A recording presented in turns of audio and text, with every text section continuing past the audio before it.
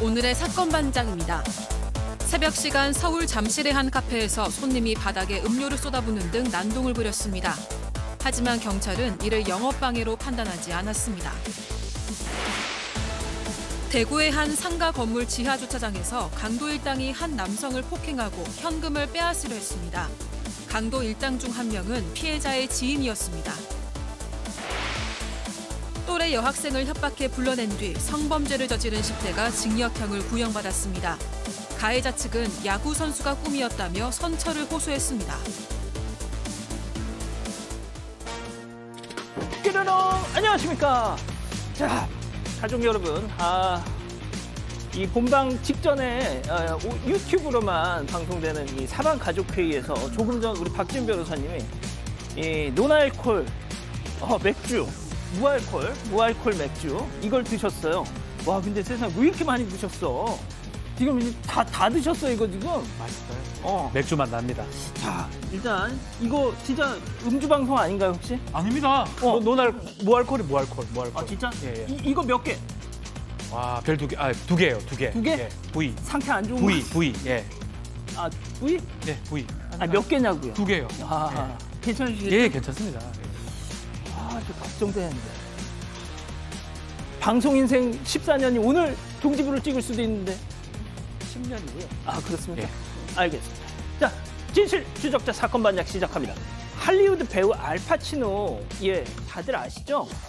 올해 나이 83인데요. 지난달에 29살 여자친구와 사이에서 아들을 낳았다 해서 전 지구적으로 화제가 됐더랬죠. 자, 근데 본인은 마냥 기뻐하지 않았던 모양이에요. 이거는 불가능하다라고 생각했기 때문입니다. 그래서 친자 확인을 위해서 유전자 검사를 했다는 거죠. 자, 결과는 99.9% 친자. 자, 이 소식을 듣고 알파치노 이렇게 진짜 이 사진처럼 정말 깜짝 놀랐다는 거 아닙니까? 이거. 자, 관련 기사에 달린 베스트 댓글. 우리에게는 김용건이 있다. 예. 자, 오늘 출연자 소개해 올리죠. 예. 자, 이자연 기자, 박지훈 변호사, 박상희 소장, 김은배 전 서울청 팀장, 그리고 박준혜 수호 선생님 나오셨습니다. 안녕하세요. 안녕하십니까. 예. 사반 보려고 저녁 빨리 먹고 방구석 일렬에 앉았습니다 하신 방소연님. 무서운 사건 나온다고 신랑이 사반 보지 말래요. 하지만 출근하면서 다시 보기로 봅니다 하신 박명숙님. 신랑 나쁘다. 자, 지금 우리 아이 방문 학습지 쌤 왔는데 빨리 좀 시작해 하신 남가령님. 우리 엄니가 사반 시작하면 야, 지금 한다 다들 모여라 하면서 집이 떠나가라 소리 질러요 하신 서은경님. 사반 다 좋은데 푸처앤접 이거 마음에 안 들어요. 요즘 며느리들 다 왜 그래 하신 이은주님. 시어머니인가 보십니다. 자, 서울시민대학 특강에서 박지훈 변호사님 강의 들었어요. 세상에 실물이 더 잘났어 하신 깨몽글님. 역시 누가 배우 아니랄까 봐. 감사합니다. 실물이 더 낫대. 자, 멜버른의 이현아님, 한인자님, LA의 고양이 똘똘이 엄마님, 써니 봉순 엄마님 모두 사랑합니다. 자, 재미는 물론 의리로 함께하는 아사사반 뉴스 6번. 예, 대한민국과 전 세계 동포 가족 여러분의 시선을 모아서 출발합니다.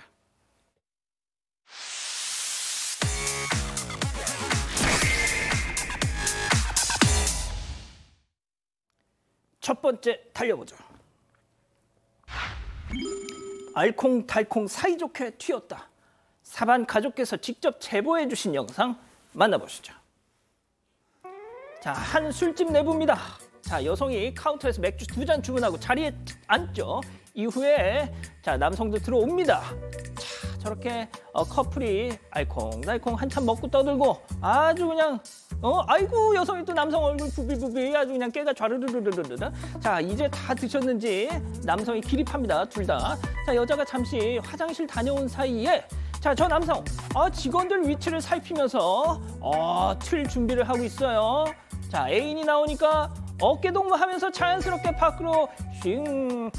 자, 저는 그래도 말이죠. 저 여성분만큼은 우리 자기가 계산했겠지라고 생각하는 거라고 믿고 싶습니다. 어찌됐든 천생연분이에요. 네, 지난달 26일 밤 10시쯤입니다. 경기도 의정부시에 있는 한 술집인데 남녀 2명이 33,000원어치를 먹튀한 사건입니다. 사장에 따르면요, 50대 부부로 보이는 이들이 안주 1개랑 맥주 5잔을 먹고요. 직원이 안 보는 사이에 저렇게 나가버렸다는 겁니다. 뒤늦게 이 사실을 알게 됐고 경찰에 결국 신고하게 됐는데 경찰이 지문 채취를 위해서 술잔을 회수해가고 수사에 들어갔습니다. 그런데 이후에 지구대로부터 이런 소식이 전해졌습니다. 술잔 옮기던 중에 지문이 뭉개져 버렸고 아이고. CCTV 등을 통해서 다 찾아봤는데 찾기가 도저히 힘들었다. 이런 통보를 받았다는데요.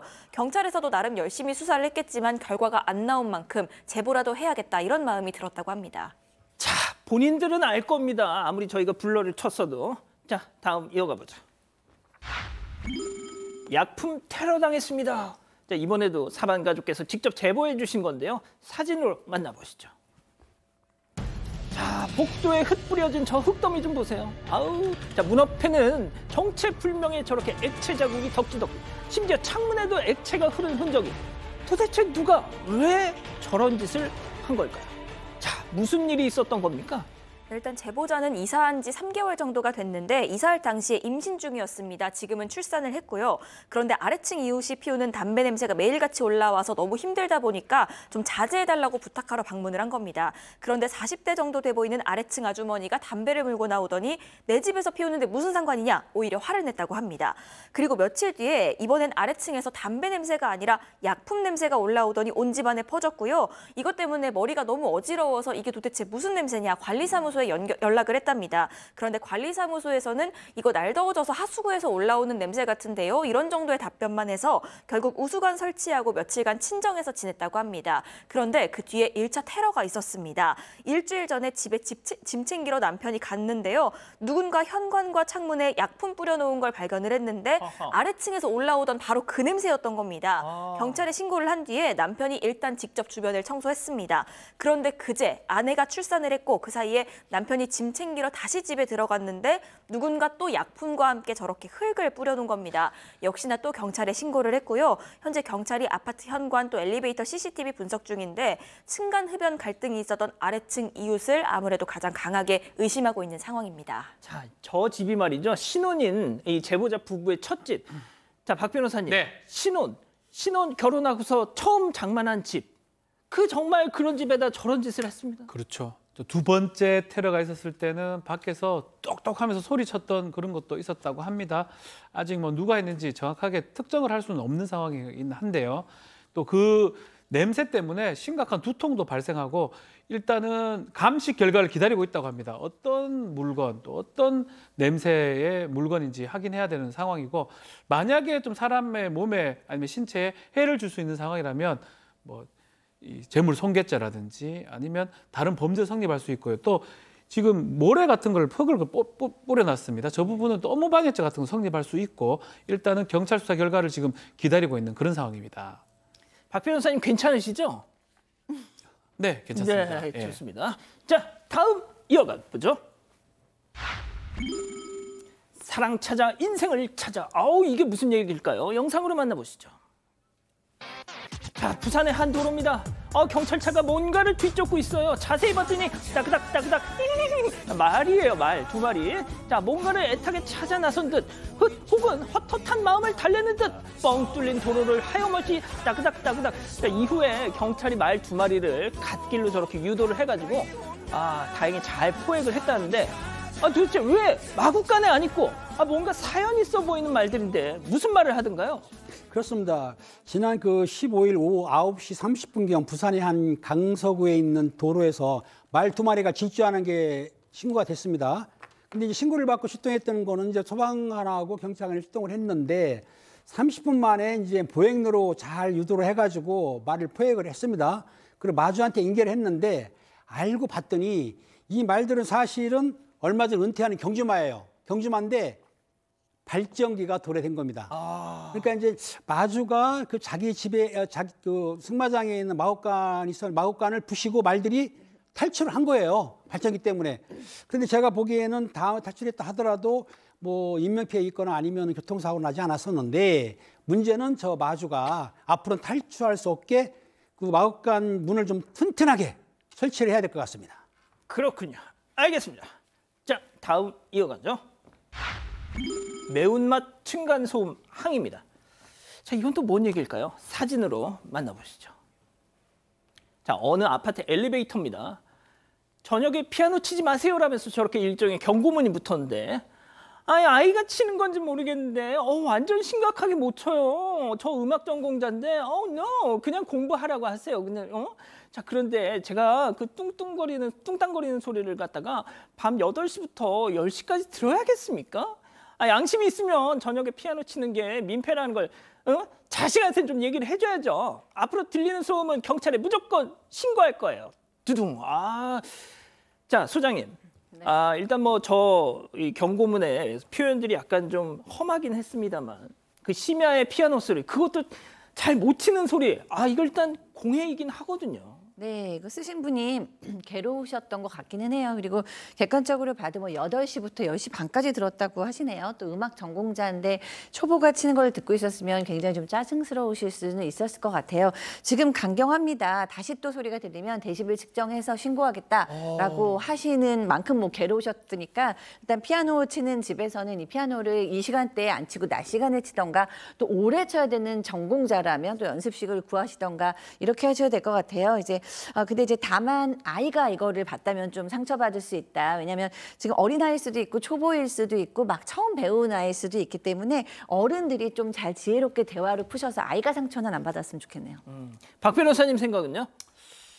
뭐 저는 좀 혼내도 왜냐면 좀 잘 칠 때까지 좀 배워서 좀 치는 게 타당하지 않나 이런 생각이 듭니다. 잘 치는 거는 심야에 들어도 괜찮습니까? 아주 손율 고울 때요. 들을만 하거든요. 근데 사실은 뭐 층간소음이 되기 때문에 문제가 되는데 만약 너무 못 친다 그러면 고통스러울 것 같아요. 박 변호사님 조금 이상한 것 같은데. 아닙니다. 예. 괜찮습니까? 네, 알겠습니다. 아무 문제 없습니다. 예. 자, 다음 이어가죠. 자, 신상 공개 이제 시작이다입니다. 자, 지금은 조금 이제 제가 경건한 마음으로 말씀드릴게요. 자, 가족 여러분. 흉악범 신상 공개, 이 사건 반장이 그동안 얼마나 진심이었는지 잘 아실 겁니다. 해서 저희가 약속을 드렸었죠. 이거는 법을 바꿔야 하는 만큼 여야 국회의원들과 함께 사건 반장이 하겠다라고 말이죠. 자, 이제 그 결과물을 전해드립니다. 더불어민주당 3선 안규백 의원, 오늘 여야 의원 10여 명과 공동 발의로 흉악범 신상공개법, 이른바 모자이크 걷어내기법 발의했습니다. 안규백 의원 얘기 잠깐 듣고 가시죠. 14년 동안 특정 강력 범죄는 약 10여만 건이 발생했으나 신상이 공개된 피해자는 불과 52명에 이르릅니다. 본 법안은 신상정보공개위원회를 거치지 않고도 공개하는 것을 규정하고 있습니다. 최근 부산에서 발생한 돌려차기 사건 같은 경우에는 가해자가 중상해죄로 기소되어 현행범상으로는 신상공개 대상이 아닙니다. 이와 같은 사례를 감안하여 중상해 범죄도 신상정보 공개의 범위에 포함시키도록 명시했습니다. 자, 조금 전에 제가 연락을 받았는데 한 30분 전에 지금 법안 접수를 했다고 하더라고요. 자, 이 기자가 조금 더 자세히 전해주시죠. 네, 일단 앞서 안규백 의원 얘기 들으신 것처럼 지난 14년 동안 신상이 공개된 피의자는 불과 52명에 불과합니다. 신상 공개 여부는 신상정보공개심의위원회를 열어서 결정하는데 문제는 이 위원회 자체가 거의 열리질 않는다는 겁니다. 저희도 수차례 지적을 했던 부분인데 여론이 주목하면 열고 그렇지 않으면 아무리 흉악범이더라도 인명피해가 크더라도 그냥 넘어가는 경우가 그야말로 허다했다는 겁니다. 안 의원 법안은요, 이런 유명무실한 심의위원회 없애자, 그리고 살인, 성폭력, 중상해, 마약범죄 등을 저지른 피의자에 대해선 원칙적으로 신상을 공개하도록 못을 박자, 이런 내용을 골자로 하고 있습니다. 자, 일단 앞으로 이 법이 통과되기까지는 정말 어려운 과정들을 거쳐야 합니다만, 자, 만약 이게 통과가 되면요, 이별을 통보한 동거녀를 흉기로 찌른 뒤에 아파트 19층에서 떨어뜨려 살해했던 그 김모, 자, 제주 유명 식당 여사장 청부 살인 사건 주범 박모, 부산 돌려차기 사건 가해자 이모, 이런 자들의 신상을 저희가 공개해라 할 필요 없이 그냥 알 수 있게 되는 겁니다. 때마침 오늘 정부 여당도요, 이 당정 협의를 갖고 이 중대범죄자 신상공개 확대 방침을 밝혔더라고요. 자, 정말 그야말로 신상공개, 흉악범 신상공개 이 본물이 터지고 있습니다. 자, 모자이크 걷어내기법 꼭 이룰 수 있게 우리 가족 여러분들도 뜻을 모아주십시오. 자, 다음 이어가죠. 지긋지긋한 한 입만 점점점. 아, 대강 느낌 옵니다. 네, 맞습니다. 아내가 뭘 먹을 때마다 한 입만 하는 남편 때문에 지긋지긋하다는 아내의 사연입니다. 요즘 따라 이 남편은 부쩍 살이 쪄서요. 관리차 좀 소식을 하고 있다고 합니다. 그래서 과자, 라면 이런 거 하나를 다 먹는 걸 좀 부담스러워 한다는데 그래서인지 늘 아내에게 한 입만을 외친다는 겁니다. 아내는 나름대로 이렇게 살 빼겠다고 노력하는 남편이 안쓰러워서 일단 한 입씩 주기는 하는데요. 그런데 얼마 전에는 야근하고 온 아내가 혼자서 라면을 먹는데 남편이 거실로 나오더니 또 한 입만을 외쳤습니다. 아내가 할 수 없이 한 입을 줬는데 너무 많이 먹어서 순간 아내가 욱한 겁니다. 그래서 남편 뒤통수를 한 대 때리면서 한 입만이라면서 왜 그렇게 많이 먹냐 한 소리를 했습니다. 그랬더니 남편은 아니 먹다 보니까 이 면이 후루룩 들어간 걸 그럼 그냥 뱉냐면서 사람 뒤통수를 왜 때리냐 하나 더 끓여 먹으면 되지라고 되레 화를 냈다고 하는데요. 아내는 본인이 잘못한 거냐면서 이렇게 사연을 올렸습니다. 그렇군요. 자, 기다리고 기다리셨던 부처 핸즈업 타임 유튜브 JTBC 뉴스 채널과 사건반장 독립 채널에서 동시에 방송되고 있는데요. 우리 가족 여러분들도 채팅창에 OX로 함께 참여해 보시죠. 먼저 남편입니다. 아, 지금 서방님 머리를 때린 거야? 진짜 먹는 거 가지고 치사하게 이럴래? 다이어트 하는 사람 옆에서 심야에 라면 냄새 풍기는 거 이거 당신이 먼저 반칙한 거야. 이거 동그라미. 아니 이럴 수가. 아니 이럴 수가. 이거 제가 생각지도. 자, 들어보세요. 끝까지 들어보세요. 다음은 아내입니다. 오빠, 은배 오빠, 네가 진짜 사람이니? 마누라 저녁도 못 먹고 일하다 와서 컵라면 하나 뜯었는데 네가 끓여주지는 못할 망정 한 입만 먹는다고 해놓고서 후루룩 짭짭 다 드셔? 한 대 더 맞아. 너, 자, X. 그냥 가실 거예요? 가실 거예요? 자, 우리 은배 오빠부터요. 네. 그 남편이 다이어트하고 몸을 관리하는 건 좋은데 그 아내분이 가끔 그렇게 한 입 주는 것 같아요. 그런데 라면을 좀 먹었다고 뒤통수를 때렸다? 아내가 남편을 이거 아이를 때리면 아동 학대입니다. 그러니까 남편 학대는 아니라 하더라도 그렇게 세게 때린 건 아니고요. 예. 어쨌든 머리를 뒤통수를 쓰다는 거는 좀 아내가 좀 과잉한 것 같고 다음부터는 말로 할 수 있지 않습니까? 당신이 체력이 건강하고 다이어트해야 내가 사랑할 수 있으니까 좀 줄이세요. 이렇게 해야지 손을 대는 거는 안 된다고 봅니다. 자, 좋습니다. 자, 소장님.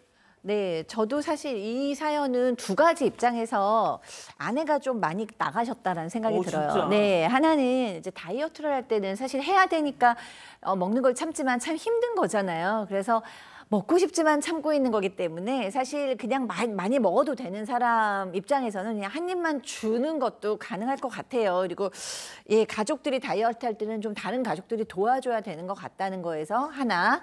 그리고 이제 두 번째는 좀 짜증은 나실 수 있어요. 그냥 하나 끓여 먹어 이렇게 얘기할 수 있는 충분히 그거는 공감이 되는데 뭐 뒤통수까지 때렸다는 거는 이제 욱하죠. 그래서 그 부분에 대해서는 아내가 좀 나가셨다. 이게 되게 살짝 때린 건데. 제가 봤을 때는 오바입니다. 누가? 이 아내분께서 아마도 그냥 살짝 그냥 터치했을 것 같아요. 제가 봤을 때 뭐 아동 학대라니요. 지금 어른한테 학대라든지 폭력 정도는 아니고 본인이 표현은 그런데 문제는 남편 행동이 지금 잘못된 게 뭐냐면 매번 그렇다는 거예요. 매번. 그러니까. 뭐 다이어트 하지 마세요 그러면 안 하고 먹읍시다 차라리. 매번 뭐 과자 먹을 때 라면 먹을 때 무알콜 먹지 마실 때도 그렇고 매번 한 입만 하니까 그러니까. 아내가 화가 났을 것 같고 라면 같은 경우는 컵라면 같은 경우는 본인도 그냥 해서 먹으면 됩니다. 다 먹을 거 아니고 어차피 그럴 바야 이제 그만하시고 그냥 드세요. 끓여서 드세요. 예, 좋습니다. 자, 이자연 기자 본인 생각은요?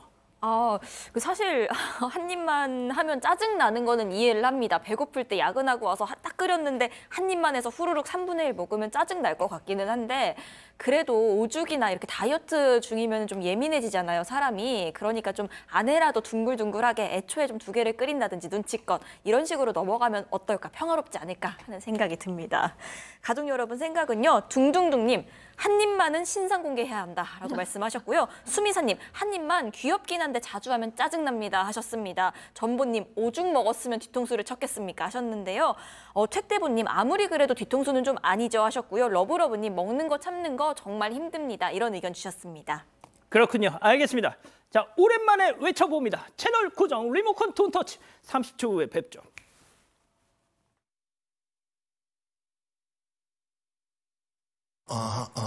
종근당 건강물은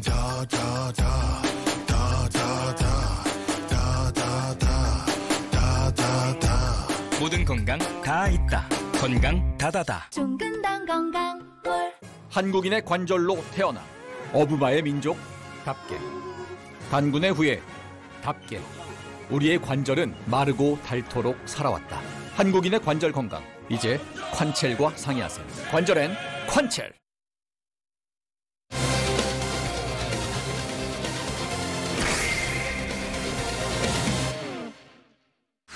새벽 시간 서울 잠실의 한 카페에서 손님이 바닥에 음료를 쏟아붓는 등 난동을 부렸습니다. 하지만 경찰은 이를 영업방해로 판단하지 않았습니다. 어떻게 된 일인지 알아봅니다. 자, 오늘은 카페에서 벌어진 두 가지 사건을 준비했는데요. 먼저 이 대학교 요즘 기말고사 거의 끝났겠네요. 예, 이번에도 어김없이 카페에서 공부를 하는 이른바 카공족 논란이 시끌시끌합니다. 자, 짚어주시죠. 네, 대학가에서 24시간 카페를 운영한다는 한 점주의 사연이 화제가 되고 있는데요. 점주는 너무하네요라는 제목으로 게시글을 올렸습니다. 예전처럼 활기찬 분위기는 아니지만 학생들 대부분 착하고 예의도 바르다라면서도 하지만 너무 어이없는 학생이 있어서 화나고 억울한 마음에 글을 올린다고 글을 시작을 했습니다.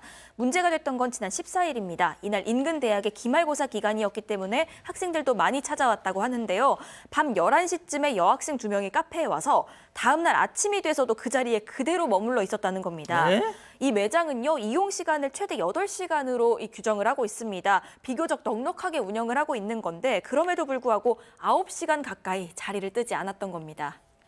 아마 밤샘 벼락치기를 했던 모양인데 네. 아니 그래도 이거 세상에 저렇게 오래 있을 거면 인지상정이잖아요. 하나 정도 더 요즘 커피 얼마 비싼 데는 비싸긴 합니다만 네. 예? 인간적으로 하나쯤 더 주문을 하든지.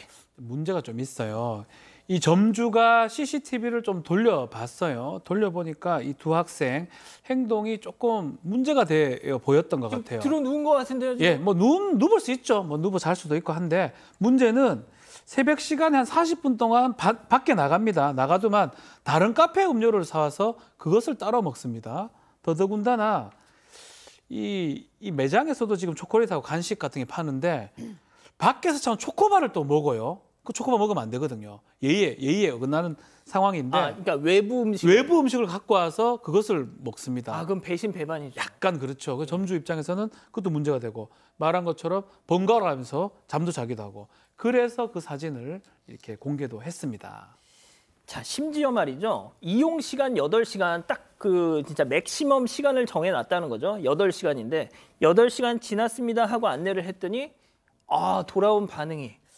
네, 그렇습니다. 사실 거의 9시간 반을 있었던 거잖아요. 밤 11시부터 아침 8시 반까지 거의 10시간인데 그럼 하루에 거의 반 정도를 그 카페에서 커피 하나 가지고 있었던 건 너무 좀 과한데 그러면 이제 8시간 지났습니다. 그럼 죄송합니다. 이러고 이제 깨끗하게 치우고 나와야 되는데 이 학생들이 뭐라고 그냥 야 나가 이러면서 깔깔깔깔 웃으면서 나갔고 그다음에 이제 다른 데서 사온 음식 쓰레기까지 그대로 두고 나갔다는 거예요.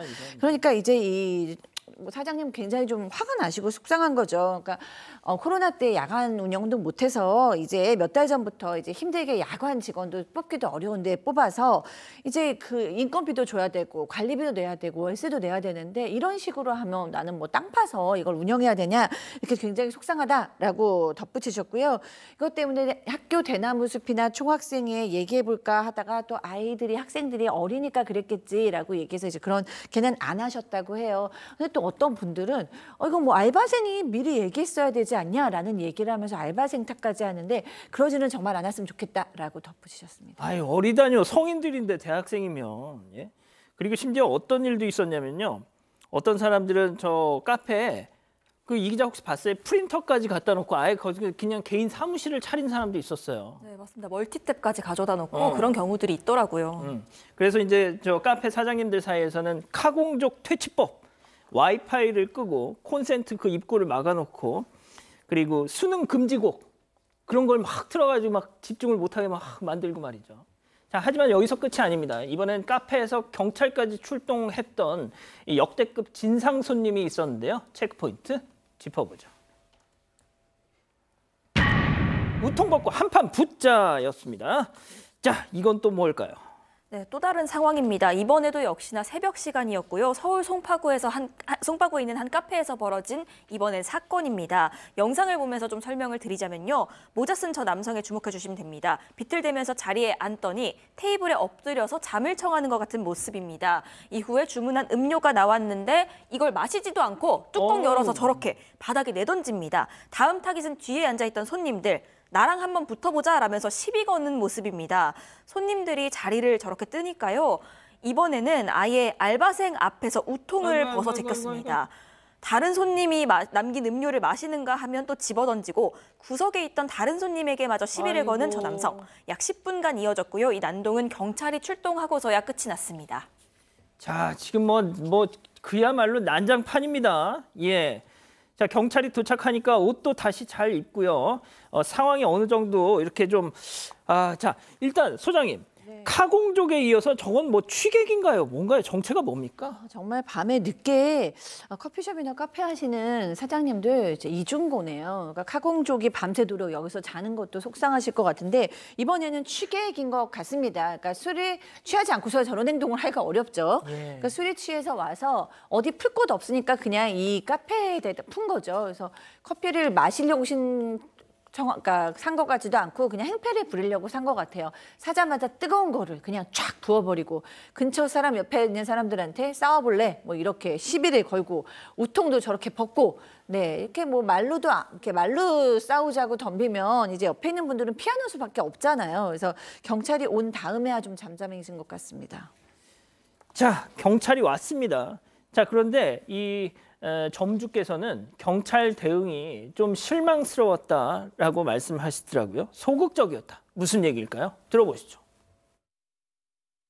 경찰이 없을 때 옆에 사람한테 시비 걸고 울통 벗고 컵 집어던지고 영업방해를 했는데 경찰이 왔을 때 그러니까 오기 전에 다시 옷을 입고 또 그렇게 있다고 해가지고서 그 영업방해가 아니라고 하는 게 너무 조금 이게 소극적인 행정이 아닌가 저는 그렇게 생각이 됩니다. 경찰에 와가지고서 이 사람이 물론 신고 내용을 확인하려고 CCTV를 보여달라 뭐 이렇게 좀 적극적으로 그 사람에 대해서 이렇게 다른 손님들한테 이제 안전을 확보해 줘야 되는데 그런 거 없이 그냥 그 사람 얘기만 듣고 이제 그냥 갔다는 것 자체가 저는 좀 이해가 안 됩니다.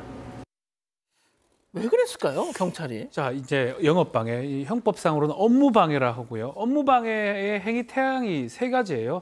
위계, 허위사실 유포, 위력. 위력이 뭐냐 하면 저렇게 위세를 가시하거나 힘을 과시했을 때 위력에 의한 업무방해죄가 성립할 수가 있는데 경찰이 오자마자 확인해야 되는 게 옷 입고 있는 영상을 확인하지 말고 점주가 얘기했던 부분 뭐 술 먹고 버리고 옷 벗고 행패 부리고 이 영상을 좀 확인해서 범죄에 해당하는지 사건이 될 수 있는지 그 부분을 좀 확인했어야 되는데 아마 이 부분이 좀 아쉬운 것 같아요. 이게 만약 CCTV가 확인이 됐다 그러면 뭐 누가 봐도 위력에 의한 업무방해죄가 성립할 수 있는 거거든요. 아마도 CCTV 영상보다는 지금은 해결돼 있고 추후에 발생할 것을 좀 막기 위해서 하다 보니까 저런 일이 생긴 것 같고 지금 점주가 말씀하시는 것처럼 그 부분은 점주 입장도 그렇고 다른 손님들 입장도 그렇고 상당히 아쉬운 부분입니다. 팀장님 같았다면 저 때 어떻게 하셨을 것 같으세요? 저 때요? 신고하는 게 최고 좋습니다. 예? 경찰한테 신고를 해야죠, 사실. 아니. 팀장님이 출동한 경찰이셨다면 현장에. 출동을 했으면 당연히 CCTV를 확인한 다음에 아까 그 박 변호사님이 말한 대로 업무방해가 해당이 되거든요. 업무방해는 결과가 필요 없으니까 입건했어야 되는데 입건을 안 한 것은 조금 불편하긴 합니다, 사실은. 예. 자, 그런데 그 영상만 보면 영락 없는 취객인데 말이죠. 자, 근데 그 주변에 계셨던 분들의 증언에 따르면 술 냄새가 안 났다는 거예요. 그렇습니다. 그 직원하고 아까 그 12억으로 나간 두 분이 뭐라고 했냐면 혹시 마약 아니야라고는 그런 이야기를 했는데 사실상은 그 저분 행동이 이제 비틀대기도 했고 우통도 벗고 그 음료도 버리고 했지 않습니까? 이런 행동을 하게 되면 술 취한 것 같은데 술 냄새가 안 났다는 거예요. 그리고 그 직원 말에 의하면 직원이 이제 손님이 들어오니까 가서 주문받으려고 이제 대화를 하지 않습니까? 근데 대화하게 되면 술 취한 사람들 냄새가 나는데 술 냄새가 전혀 안 났다는 거예요. 그래서 마약을 의심하는 건데 점주는 이런 말 합니다. 아니 저 사람이 저랬으면 경찰서 데려가서 마약 좀 간이시하고 했으면 싶은데 출동했던 경찰관들이 이야기만 하고 버린 것에 대해서 좀 아쉽다는 좀 지적을 하고 있는 상태입니다. 좋습니다.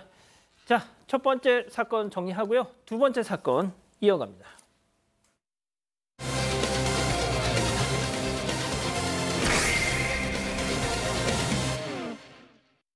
대구의 한 상가 건물 지하 주차장에서 강도 일당이 한 남성을 폭행하고 현금을 빼앗으려 했습니다.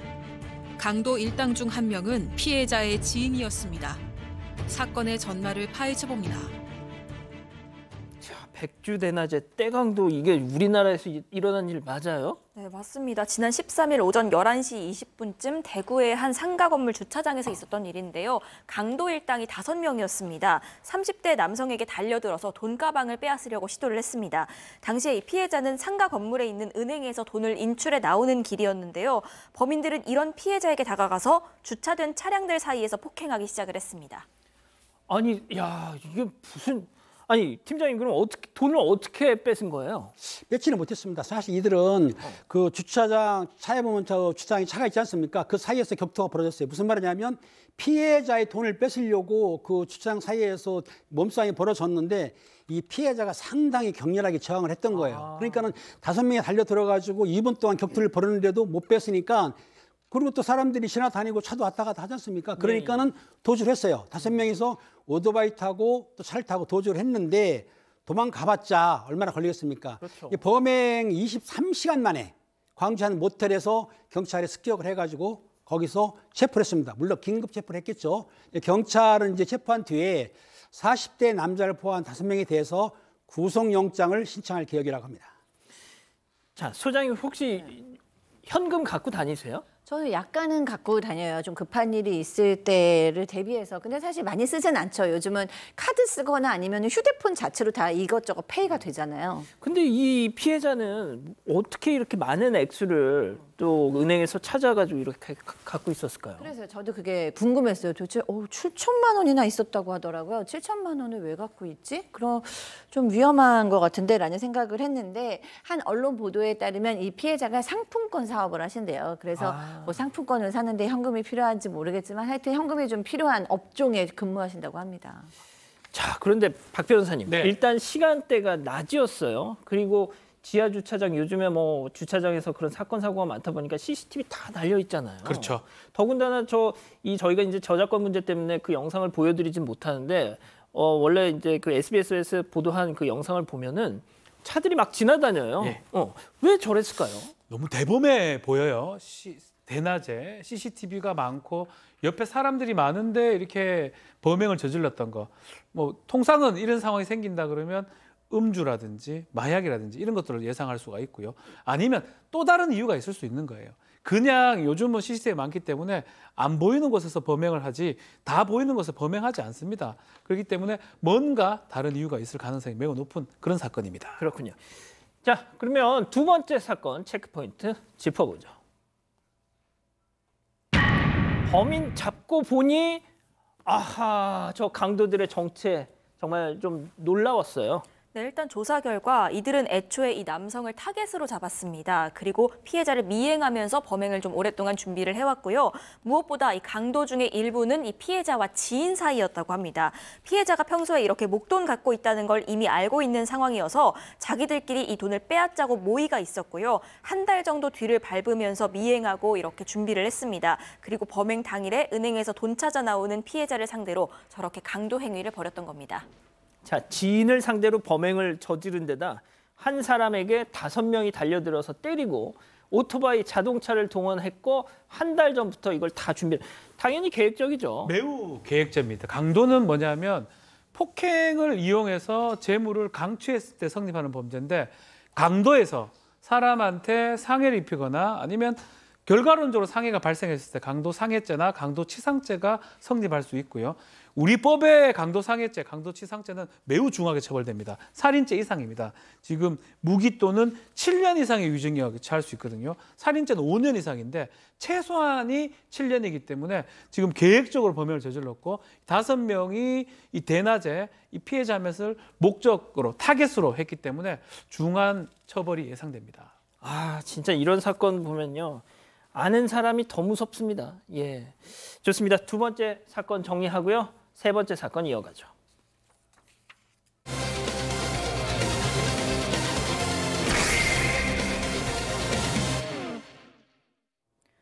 한 10대 여학생은 최근 알게 된 남학생에게 끈질긴 요구를 받게 됐습니다. 불량해 보이는 남학생에게 싫다고 답했지만 이 남학생 만나주지 않으면 내 친구들을 죽이겠다며 무시무시한 협박까지 했는데요. 결국 이 남학생은 여학생을 불러낸 뒤 흉기로 위협하고 성폭행까지 저질렀습니다. 여학생과 가족은 남학생의 죄를 묻기 위해 법의 심판대에 세웠는데요. 남학생은 반성을 하는 건지 마는 건지 삐딱한 태도로 재판에 임했고 피해 여학생은 억장이 무너져 내렸다고 합니다. 대체 법정에서 무슨 일이 있었던 걸까요? 자, 10대 남학생의 만남을 요구하다가 자기 뜻대로 되지 않자 분을 못 이겨서 협박 그리고 여학생을 불러내서 결국 그 짓을 했습니다. 네, 일단 지난해 여름에 20대 여학생이 한 남학생을 알게 됩니다. 그런데 그해 9월부터 이 남학생이 SNS를 통해서 이 여학생에게 지속적으로 만나자고 요구를 했습니다. 여학생은 거듭해서 거절을 했는데 이렇게 거절당하니까 화가 났던 것 같습니다. 오늘도 만나주지 않으면 친구를 죽이겠다 이렇게 협박을 했습니다. 결국 이렇게 협박까지 해서 강제로 여학생 불러낸 뒤에는요. 친구의 집에서 흉기를 들고 피해자의 휴대전화를 빼앗았고요. 성폭행을 저질렀습니다. 자, 성폭행을 당한 피해자. 소장님, 제가 예전에 어디서 본 건데 성폭행을 당한 여성들의 이 뇌사진을 찍어봤더니 전쟁 피해자들의 그 트라우마를 겪는 전쟁 피해자들의 뇌사진 모습하고 비슷하다고 하더라고요. 네, 외상후 스트레스 장애를 겪을 수 있는 일이죠. 이 학생도 사실 그럴 수도 있습니다. 왜냐하면 지금 성폭행을 당한 것만으로도 평생의 그 고통과 충격과 그 죄책감과 뭐 여러 가지 분노와 이런 마음을 품고 살아야 되는데 게다가 지금 이 경우에는 흉기로 위협까지 받았어요. 얼마나 두렵고 무서웠겠습니까? 그 공포스러웠던 그 경험이 아마 이 여학생 굉장히 괴롭힐 것 같은데요. 안 그래도 지금 뭐 학교에 거의 나가지도 못하고 수면제 없이는 잠도 못 자고 지금 병원을 계속 왔다 갔다 하고 있다고 합니다. 한마디로 삶이 좀 우르르 무너진 상태가 아닌가 싶습니다. 자, 근데 이 가해자 남학생 녀석 결국 또래 여학생을 성폭행한 혐의로 법정에는 서게 됐습니다. 자, 그런데 첫 재판부터 재판부에서 좋은 소리를 못 들었더라고요. 네, 재판부의 경고를 받았는데요. 경고가 놀랍습니다. 피해자를 만나지 말라라는 경고입니다. 이런 경고를 재판부에서 하는 경우가 그렇게 많지는 않은데 왜 이런 경고를 했냐 하면 재판을 앞두고 이 남학생 피고인이 피해자를 만났다고 해요. 예? 직접 만나가지고 합의를 하자라고 종용을 하고 문자 메시지를 좀 보내서 계속 연락을 시도를 했습니다. 아니, 그게 가능해요? 하면 안 되죠. 2차 가해고 큰일 날 수 있지요. 왜냐하면 이 여학생으로는 성폭행 당한 것도 끔찍한 충격인데 또다시 협박당하고 또다시 합의 종용당하는 게 상당히 힘든 일인데 아마 그 얘기가 재판부에 전달이 됐던 것 같고요. 재판부에서 이례적으로 첫 재판 3월 때 열렸는데 시작하자마자 피해자한테 직접 연락하지 말라라고 경고까지 한 상황입니다. 어제 결심 공판이 있었는데요. 이 가해자 남학생 녀석의 변호인이 이런 얘기를 하면서 이 녀석 좀 봐주십시오 이렇게 선처를 호소했답니다. 체크포인트 짚어보죠. 야구가 하고 싶었어요라는 건 무슨 얘기일까요? 그렇습니다. 그 변호인이 이제 기가 막힌 그 선처를 호소했는데 내용은 그 남학생이 초등학교 때부터 야구 선수가 꿈이었던 것 같아요. 그래서 중학교 때 야구부로 진학을 했습니다. 그리고 고등학교 때도 1학년 때까지는 야구 선수 생활을 했었는데 그 무렵 사춘기를 맞은 거예요. 그래서 나쁜 선배들하고 어울리다 보니까 사춘기 반항심과 일탈 욕구가 생겼다는 겁니다. 그러니까 이 변호인이 뭐라고 했냐면 판결 선고까지 최대한 피해자한테 용서를 받아보고 여의치 않으면은 죄를 달게 받겠다라고 말을 했는데 또 그리고 그 남학생이 저지른 죄가 그 시간을 보니까 지난 9월에서 10월 사이로 가장 방황했던 시기이기 때문에 그렇기 때문에 선처를 좀 호소했던 것 같습니다. 도대체 그게 무슨 그러니까 나쁜 선배들과 사춘기를 맞아서 나쁜 선배들과 어울렸다. 그 반항심, 일탈 욕구가 있었다. 이 관련 기사에 달린 댓글이 베스트 댓글이 뭐였는지 아십니까? 아마 당신 애가 나쁜 친구 만나서 물든 게 아니라 원래 당신 아들이 나빴던 거다. 아마 그 나쁜 친구라고 했던 그 아이들의 부모는 당신 아들 때문이라고 그럴 거다. 무슨 얘기인지 알겠죠? 네, 그런데 정말 재판이 진행되는 동안 이 남학생의 태도 때문에도 또 한 번 이 피해자 부모들은 굉장히 좀 분노했다고 하는데요.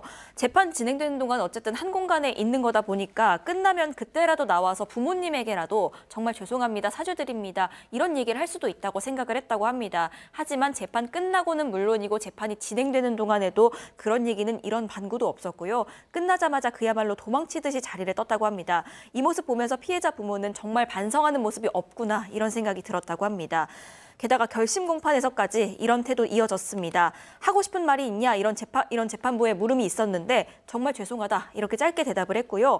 더 할 말 없냐고 물어보니까 한음절 예 이렇게 답을 했습니다. 법정에는 잠시 침묵이 흘렀다고 합니다. 피해자 부모의 한숨만 울렸다고 하고요. 피고인석에 이 앉아있는 자세도 의자 끝부분에만 엉덩이를 살짝 붙이고 허리를 구부정하게 숙이고 그렇게 앉아있는 모습을 보고 방청석에서 이 피해자의 부모는 저게 반성하는 자세인가 지적을 했습니다. 그러면서 한국만 아니었다면 어떻게 사적으로라도 복수를 하고 싶은 심정이다, 악질이다, 강력한 처벌을 내달라 이렇게 호소했습니다. 자, 이건 제가 우리 박 변호사님께 좀 여쭐게요. 네. 얘가 야구 선수가 꿈입니다. 선처해 주세요. 그러면은 그게 그 감동적이세요, 그게? 뭐 변호인 입장에서 사실 할 게 없으니까 한 거로 생각이 듭니다. 뭐 저도 야구 같은 일을 좀 하다 보니까 더 잘합니다, 사실은 야구하는 선수들이. 그리고 그것 때문에 뭔가 일탈한다는 거는 사실 변명에 불과하고 이거 납득할 수 없는 운동하는 분들 폄훼하는 내용이 될 수 있기 때문에 이게 재판부를 감동시키거나 아니면 피해자한테 반성하는 모습이라 보기는 어렵지 않을까 생각이 듭니다. 자, 소장님 아까 이자연 기자가 얘기한 것처럼 저 녀석 저렇게 삐딱하게 앉아가지고 뭘 물어보니까 진짜 이걸 그 피해자 가족들도 같이 방청석에 앉아서 이걸 보고 있는 거잖아요. 그러니까 이제 일단은 반성을 전혀 하고 있지 않은 모습이 굉장히 좀 충격스럽고 또 이 가해자 같은 경우에는 좀 문제가 깊은 것 같습니다. 왜냐하면 뭐 본인들은 변호인은 뭐 사춘기였어서 그렇다, 친구를 잘못 사귀어서 그렇다 그러지만 사실 그 정도 수준이 아니에요. 물론 뭐 사춘기 때는 전두엽도 좀 잘 발달을 다 안 돼 있고 호르몬도 요동친다고 하는데 모든 사람이 다 사춘기를 겪잖아요. 그런데 그럼요. 흉기를 가지고 동년배 여학생을 협박하면서 성폭행을 한다 이런 범죄를 저지르는 것에 사춘기나 친구 탓을 할 수는 없을 것 같아요. 어련하면 재판부도 이렇게 지적을 했습니다. 입장을 바꿔봐라. 피해당한 친구를 한번 생각해봐라. 지금 뭐 긴장해서 그럴 수는 있겠지만 피해자 부모님이 보기에는 이런 것이 반성 없이 비춰질 수도 있다. 그런 것들이 피해자한테는 다 상처가 된다라고까지 얘기할 정도가 됐다 그러니까 본인의 야구 꿈도 뭐 중요하겠지만 사실 현역에 있던 야구 선수들도 이런 문제 일어나면 다 내려오는 정도예요. 네, 그 피해를 당한 여학생의 꿈은 어떻게 되는 겁니까? 예. 자, 진지한 반성이 없다는 이 피해자 부모님들의 항변에 이 남학생 가해자 녀석 이 부모가 사과를 했는데 재판부가 그 가해자 부모의 사과를 듣고도 쓴소리를 했어요. 그렇습니다. 쓴소리를 했습니다. 내용이 뭐냐면 남학생의 아버지가 뭐라고 했냐면 피해자 가족이 정말 미안하다. 제가 사과드리고 싶다고 하면서 아들이 고생하고 있고 표현을 잘못한다고 말을 했어요. 앞으로 이 일 없도록 한다고 했는데 이 말들 재판부에서 뭐라고 했냐면 잘못한 마음을 가지고 있다면 표현하는 것도 자기 목이다. 이제 고등학생이 된 것이 아니냐. 그리고 내 아들이 미안한 마음이 있지만 표현을 못한다. 그런 말 하지 말고 진정한 사과를 할 수 있게 해야 된다고 하면서 지금 피해자의 그 부모 딸 같은 경우에는 제대로 생활을 못한다는 거예요. 그래서 피고인 본인이 자기가 저지른 잘못을 실감하고 있는지 잘 모르겠다라고 하면서 재판부에서 지적을 한 것이죠. 자, 어제 결심 공판이 있었다는 건데 네. 그 검찰 구형이 어떻게 나왔습니까? 자, 소년입니다. 소년 같은 경우는 부정기형, 장기하고 단기를 구별해서 선고하고 구형이 가능합니다. 이 학생, 이 피고인 강간상해 말고 다른 범죄도 있어요. 절도, 무면허, 음주운전까지 있기 때문에 검찰에서는 장기 10년, 단기 7년을 지금 구형한 상태고 이례적으로 검찰이 이 구형을 하고 법원은 선고 시기를 8월로 좀 늦게 하기로 했어요. 그거 왜 그러냐면 그동안 좀 최대한 좀 진지하게 좀 반성을 해봐라. 또 피해자 마음을 좀 헤아려 봐라. 이런 어떤 뜻으로 8월 달에 선고를 하기로 지금 한 상황입니다. 그렇군요. 자, 이 피해자 측 저희가 이제 어떻게든 조금 연락을 취해 보려고 그래서 어떤 심정이신지 좀 들어보고 싶었는데 부득이하게 이제 연락이 닿질 못했습니다. 만약에 방송 보시고 조금 하시고 싶은 말씀, 전해 주시고 싶은 말씀 있으시면은 언제든 연락을 좀 주시죠. 자, 이렇게 정리하고요. 별별 상담소 이어갑니다.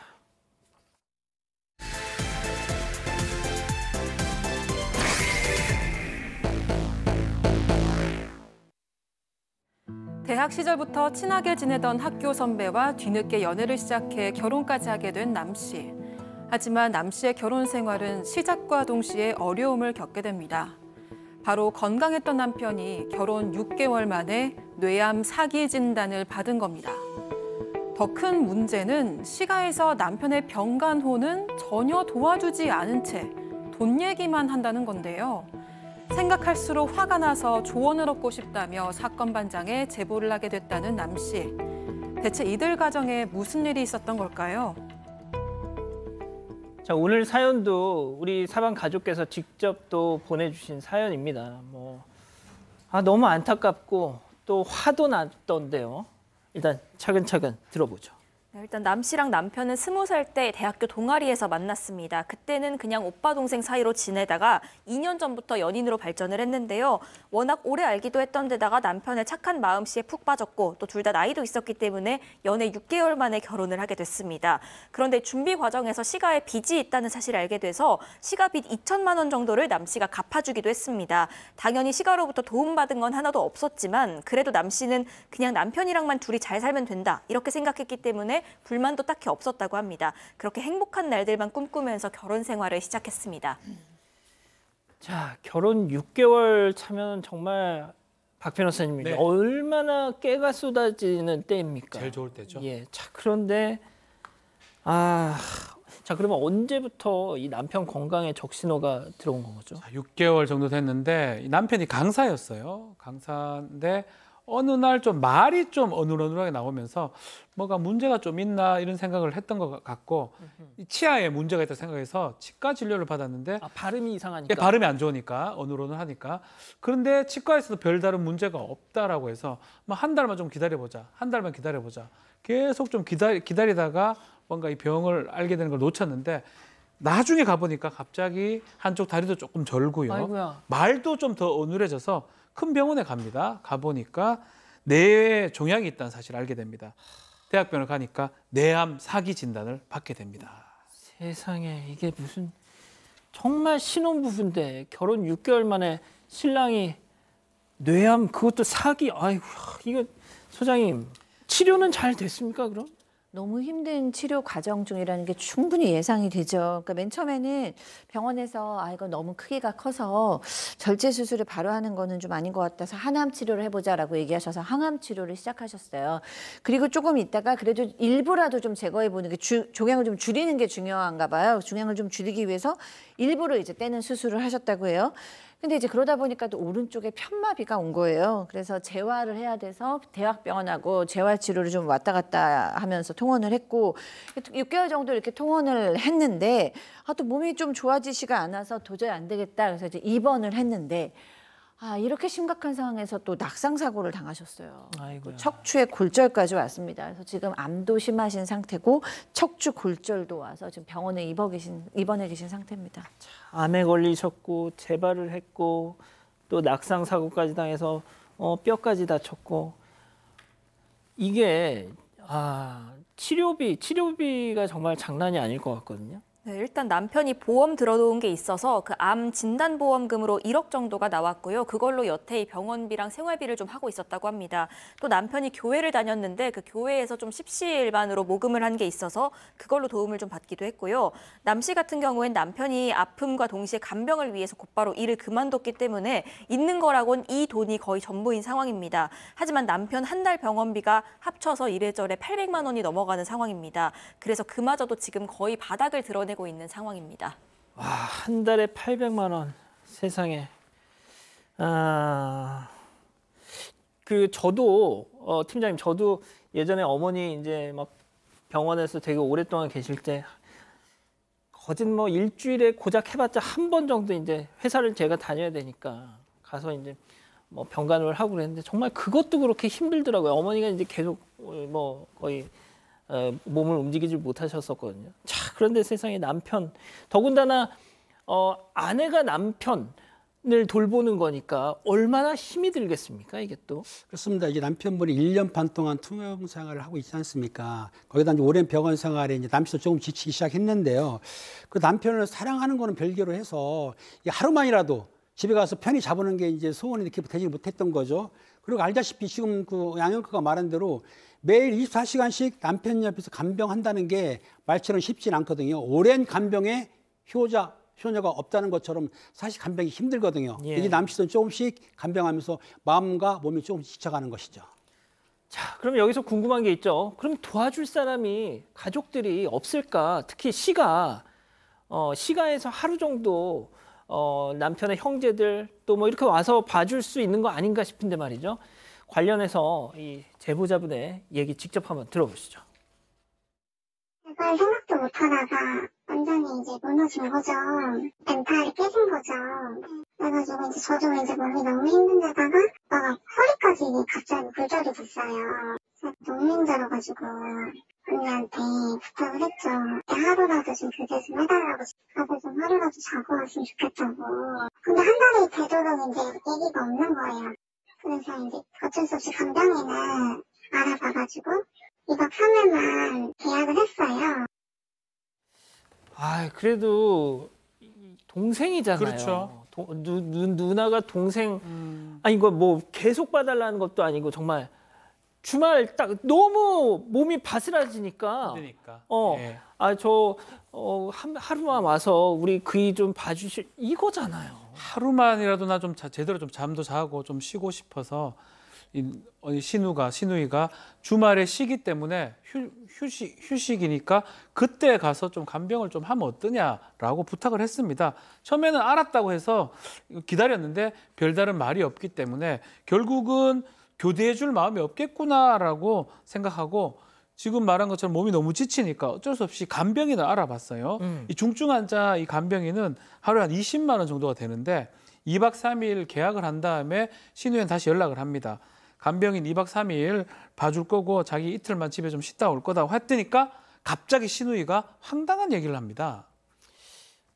자, 그 간병비를 지원해 준다는 거라면은 그게 황당한 얘기는 아닐 것 같은데요? 네, 그렇게 좋은 훈훈한 얘기면 얼마나 좋겠어요. 이제 그게 아니라 처음부터 다짜고짜 비난부터 했습니다. 도대체 왜 간병인을 쓰냐?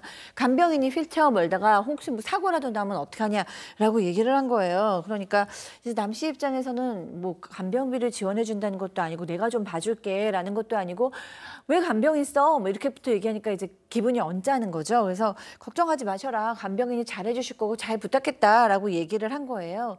그러고 끊고 기분이 안 좋아했는데 다음날 또 전화가 와서 뭐라고 얘기했냐면요. 간병인한테 하루에 20만 원씩 줄 거면 열흘만 써도 200만 원이네.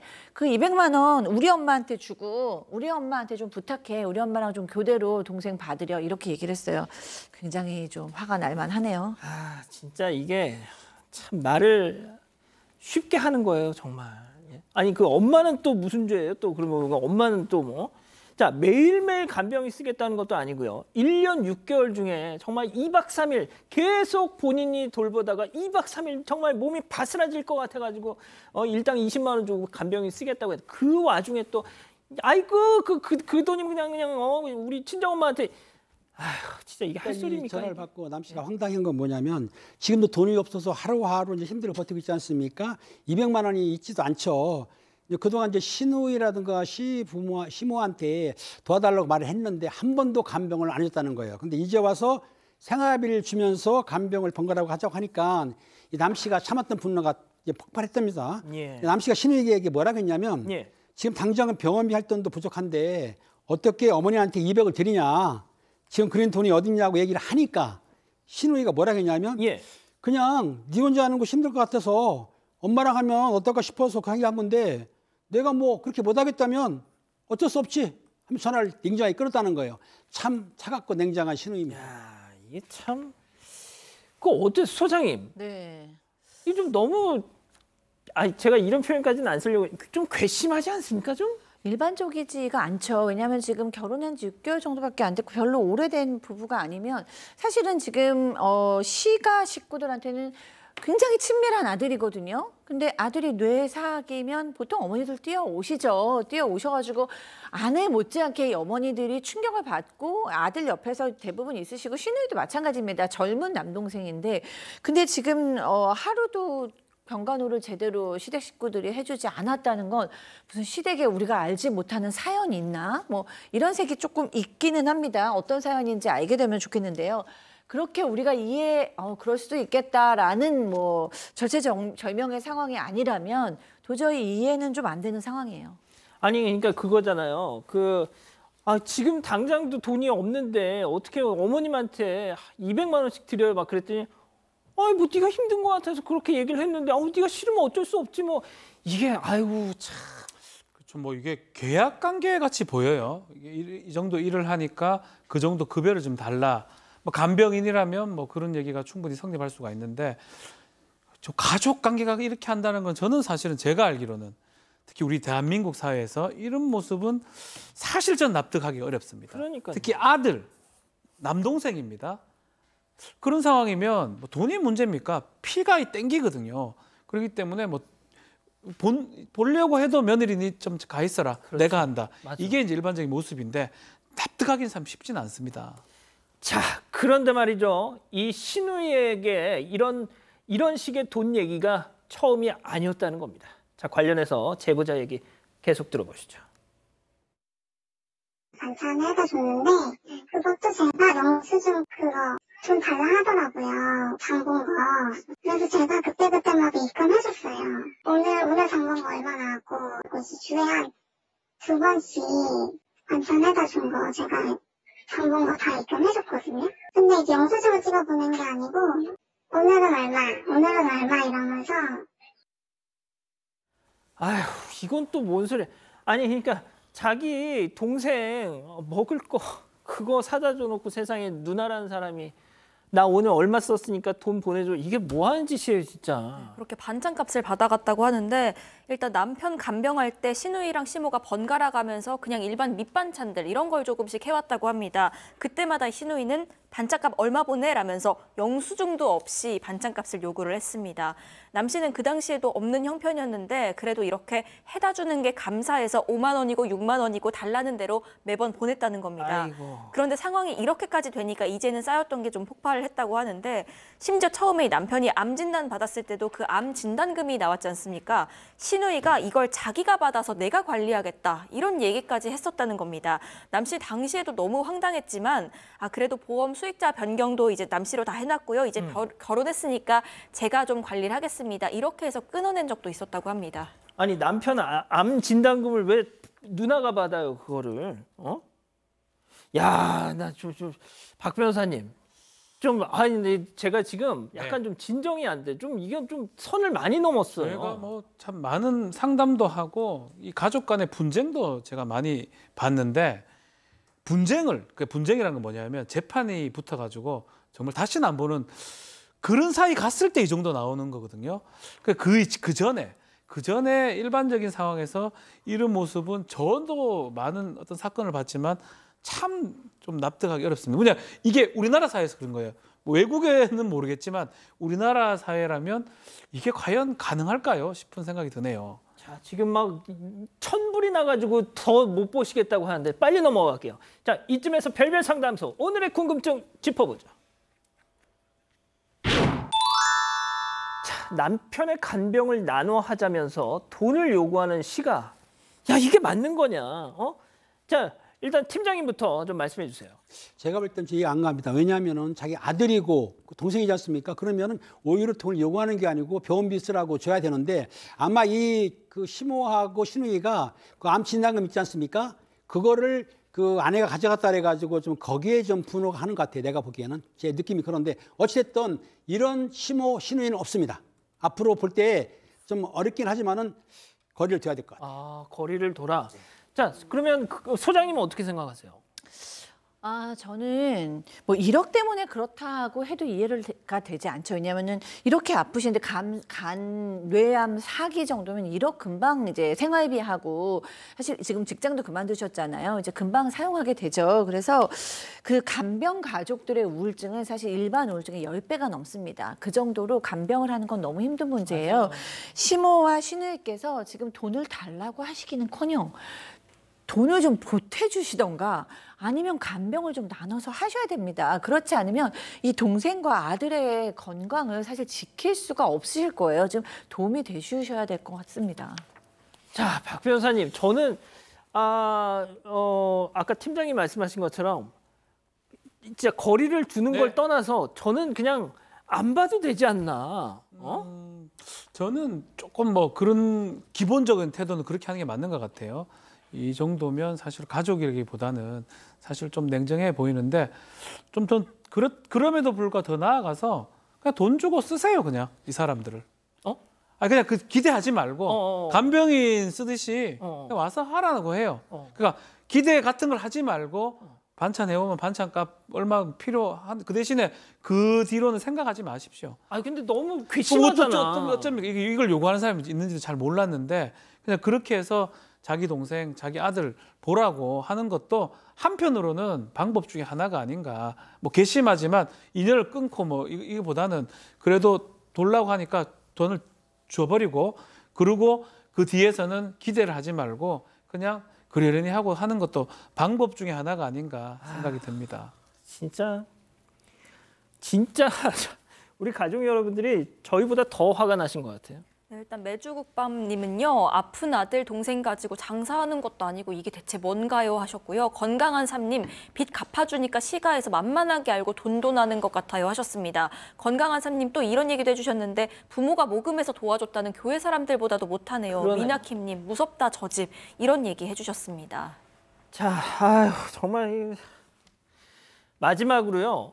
사연자께서 제보자께서 신랑분이 사반 가족이시라고 사건 반장 가족이시라고 꼭 방송에서 얘기를 해달라고 부탁하신 말씀이 있어요. 그거는 우리 이 기자가 좀 전해주시죠. 네, 저희가 그대로 좀 전해드리겠습니다. 우리 오빠 너무 사랑하고 지금까지 이 힘든 병 견뎌온 만큼 앞으로는 더 행복하고 건강하게 잘 살자. 우리 곰돌이 사랑해. 이런 말씀 전해주셨습니다. 자, 소장님 짧게 정말 그 1년 6개월 동안 그 간병을 했는데 어떻게 제가 말도 안 나와요. 그 약간 좀 미움 같은 것도 쌓일 법해요. 그런데 세상에 곰돌이 사랑에 저러시네요, 진짜. 네, 사실 육체적으로, 심리적으로, 경제적으로, 사회적으로 가장 힘드신 상황일 거라고 생각해요. 신혼이시라면 사실 굉장히 젊은 나이실 것 같은데 감당하기가 너무 어렵죠. 주변에서 여러모로 도움이 되고 지지해 주어야 하는데 오롯이 혼자 감당하시는 것 같아서 오늘 이 사연자분 정말 존경하고요. 우리 사반에서라도 우리 남 씨를 많이 응원해 드리고 싶습니다. 지금 눈물 나신다고 우리 가족 여러분들. 알겠습니다. 별별 상담소 이렇게 정리하고요. 글로벌 픽 이어갑니다.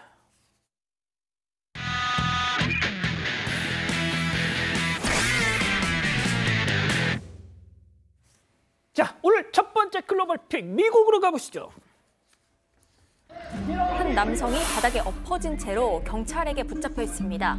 경찰은 남성의 등에 올라타서 저항하지 못하게 목을 세게 움켜잡습니다. 그리고 또 한 명의 경찰이 저렇게 잡혀있는 사이에 또 한 명의 경찰이 다가오더니요. 남성의 목을 무릎으로 짓누르면서 두 팔을 포박합니다. 남성은 고통스러운지 비명까지 지르는데요. 이 남성을 제압하기 위해서 무려 3명의 경찰이 동원이 됐습니다. 질식할 것 같은데. 결국 수갑이 채워진 채로 경찰에게 끌려가는 저 남성은 마트에서 냉동 피자 한 판을 사서 나가던 길이었습니다. 그런데 경찰이 남성에게 영수증을 보여달라고 했고요. 남성은 계산했는데 굳이 왜 보여줘야 하냐라고 얘기하면서 그냥 나갔다고 합니다. 이에 경찰들이 달려들어서 저렇게 무자비하게 제압을 한 겁니다. 영수증 보여주지 왜? 그런데 남성은 제압당하면서 여러 차례 주머니를 가리키면서 영수증 여기 있다 이렇게 얘기를 했답니다. 하지만 경찰은 오히려 주머니에 손을 넣으려는 남성에게 흉기 꺼내지 말라라면서 더 강하게 제압을 했던 겁니다. 결국 체포돼서 끌려가는 남성의 몸에서 영수증 하나가 떨어집니다. 그리고 경찰도 영수증을 확인을 하죠. 저 영수증이 저게 바로 피자에 계산한 그 영수증이었습니다. 하지만 경찰은 영수증을 확인하고도 사과도 다른 조치도 없이 남성을 1시간이나 더 붙잡아뒀다고 합니다. 잠깐만. 그럼 M1 사람 지금 저렇게 한 거 아니에요? 맞습니다. 해당 경찰서는 이날 과잉 진압을 한 두 경찰에게 징계 처분을 내렸고요. 남성은 두 경찰을 고소할 예정이라고 합니다. 야, 저 세상에 무릎으로 뒷목, 목을 저렇게 눌러요, 그냥. 자, 계속해서 뉴욕으로 가보시죠. 한 여성이 소파에 앉아서 담요를 꾹꾹 누르기도 하고 손바닥으로 여러 번 치기도 하죠. 그런데 저 담요 안에 어린아이가 들어있습니다. 네? 이 여성은요. 아이를 한 손으로 잡아서 뒤집어 던지고 사람이네? 사람입니다. 다시 담요를 씌우고 등을 3개 내리치기까지 합니다. 아니 뭐하는 짓이야 이거. 2살밖에 되지 않은 어린아이인데요. 이 어린아이를 담요로 덮고 때린 저 여성은 아이를 돌봐주던 보모였습니다.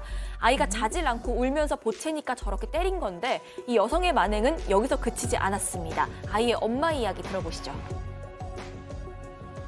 You see her foot laid on his head, on his butt, while she's just lounging on my couch. She just told me he just woke up. She fed him. He's laying on the couch watching TV. So when I checked the camera, that's not what he was doing. He was hysterically crying. She deserves to be in jail. I want her in jail. 더 충격적인 사실은 보모로 일한 저 여성이 아이 엄마와 무려 15년 동안이나 친구로 지낸 사이였다고 합니다. 그리고 과거에도 보모로 일한 경력도 있었다고 합니다. 이번엔 다행히 아이 엄마가 설치해둔 손캠에 고스란히 저 장면이 딱 걸려버린 거죠. 여성은 아동 폭행 혐의로 현재 기소가 됐고요. 아이는 다행히도 무사하다고 합니다. 자, 다음은 최근 온라인에서 화제가 되고 있는 영상 함께 보시죠. 자, 수상해 보이는 남성이 한 상점에 들어옵니다. 남성. 맥주 4캔이 묶여있는 팩을 계산대에 퍽 올려놓고 지갑이 아닌 큰 흉기를 꺼내듭니다. 남성은 흉기를 주인에게 보이면서 위협을 하는데요. 어떻게? 뒤로 살짝 물러난 주인은 이내 계산대에서 나와서 문을 열고 아예 상점 밖으로 도망갔어. 주인이 도망갔어. 밖에서 상점 문을 잠가버렸어요. 잠갔어? 예. 맥주 훔치려는 남성, 한 손에 맥주, 다른 한 손에는 문을 열심히 잡고 당겨보지만 끄떡이 없어요. 맥주까지 이제 내려놓고 두 손으로 당겨. 힘껏 당기는데 바깥에서는 아예 셔터가 내려오기 시작합니다. 셔터가 거의 다 내려왔을 때쯤 남성은 드디어 문을 열었고요. 좁은 틈을 사이로 몸을 구겨 넣습니다. 자, 하지만 하체만 탈출하고 상체는 옴짝달싹 못하고 딱 갇혀버렸습니다. 아이고야. 남성 셔터에 끼고도 훔친 맥주부터 챙기려고 했는데요. 얼마 안 가서 셔터가 열리고요. 셔터가 열리면 누가 올까요? 폴리스, 경찰이 남성을 맞이했습니다. 결국 체포된 남성 강도미수, 흉기 소지 혐의로 징역 3년 4개월을 선고받았습니다. 축하합니다. 계속해서 뉴욕으로 가보시죠.